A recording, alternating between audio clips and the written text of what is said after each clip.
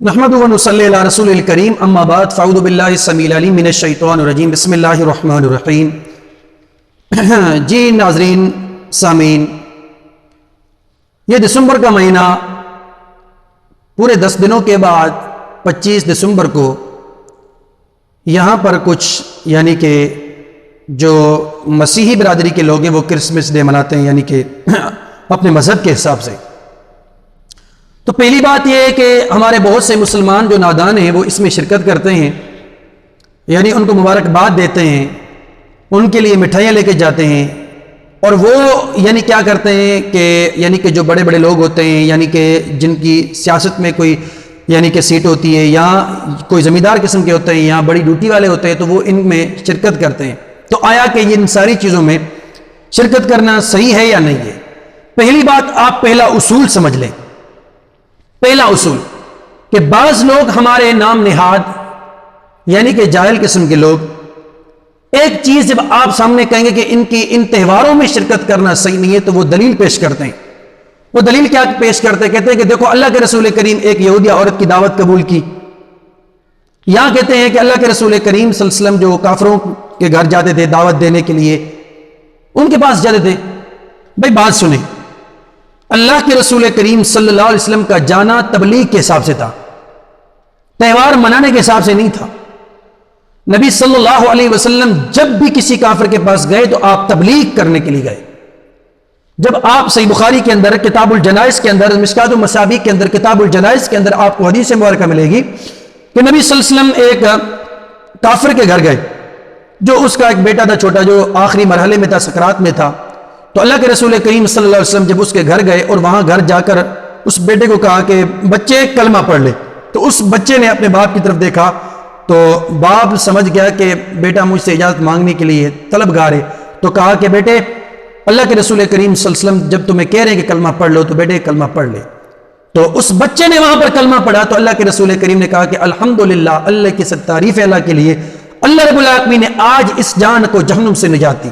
کہ دیکھو یہاں پر اللہ کے رسول کریم اس کافر کے گھر گئے، تو بھائی جب گئے تو تبلیغ کے حساب سے گئے، تبلیغ کی، اس بچے نے اسلام قبول کیا، اور قبول کرنے کے بعد اللہ رب العالمین نے اس کو اس جنت میں داخل کر لیا، جس کی گواہی حدیث میں خود ہے کہ اللہ کے رسول کے کیا جملے کہ اللہ رب العالمین کے لیے تمام تر تعریفات، جس اللہ رب العالمین نے اس چھوٹے سے ننھی سی جان کو جہنم سے نجات دے دی۔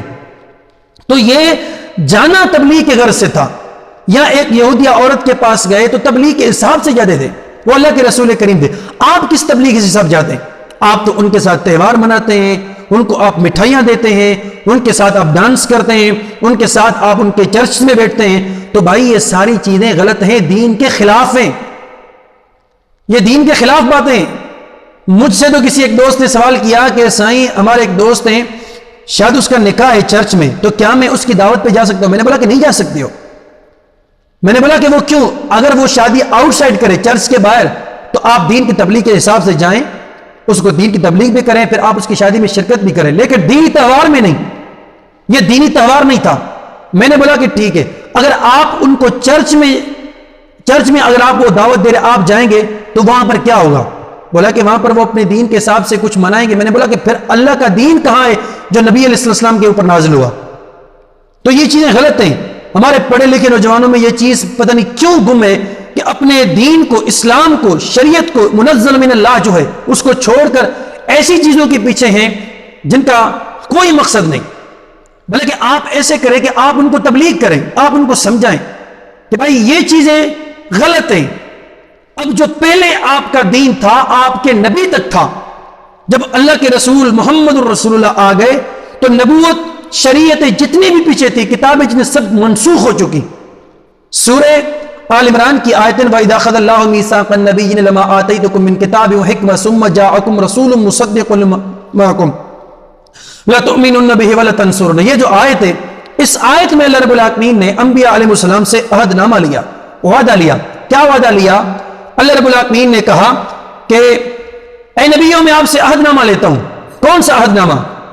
کہا کہ جب آپ کے بیچ محمد الرسول آ جائیں تو کیا آپ نبی صلی اللہ علیہ وسلم کی اطاعت کرو گے، اس پر ایمان لاؤ گے؟ سب نے کہا قالوا اقررنا، سب نبیوں نے کہا کہ ہم اللہ اقرار کرتے ہیں۔ سب نبیوں نے کہا کہ ہم اقرار کرتے ہیں کہ جب آخری نبی آ جائیں گے تو ہم اپنی نبوتیں، اپنی شریعتیں، اپنی کتاب چھوڑ کر ہم اللہ کے رسول محمد رسول پر ایمان لائیں گے اور دین میں دائی بن کر ہم ان کی مدد بھی کریں گے۔ تو اللہ نے کہا کہ تم بھی گواہ رہو، میں آپ کے ساتھ گواہ ہوں۔ تو انبیاء علیہ السلام نے اللہ کے رسول کریم کی رسالت پر ایمان لائے، تو وہ نہیں لاتے تو آپ ان کا ساتھ کیوں دیتے ہیں؟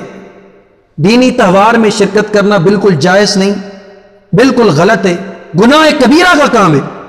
بلکہ ہاں، آپ ان کی دعوتوں میں جائیں اس حساب سے کہ کوئی دینی دعوت نہ ہو، ان کے حساب سے آپ ان کو اپنے پاس بلائیں، آپ ان کے پاس دینی دعوت تبلیغ لے کے جائیں، تبلیغ کریں، ان کو نبی علیہ السلام کے دین کی طرف دعوت دے کر ان کو یہاں پر بلائیں تاکہ وہ دین حنیف، دین محمدی پر عمل کریں، ماضی کے ادیان کو چھوڑ دیں، ماضی کے دین کو چھوڑ دیں، اور جو اللہ کے رسول کریم دین لے کے آئے، اب شریعت یہی ہے، دین یہی ہے، قیامت تک کے لیے، تمام تر جمیع انسانوں کے لیے۔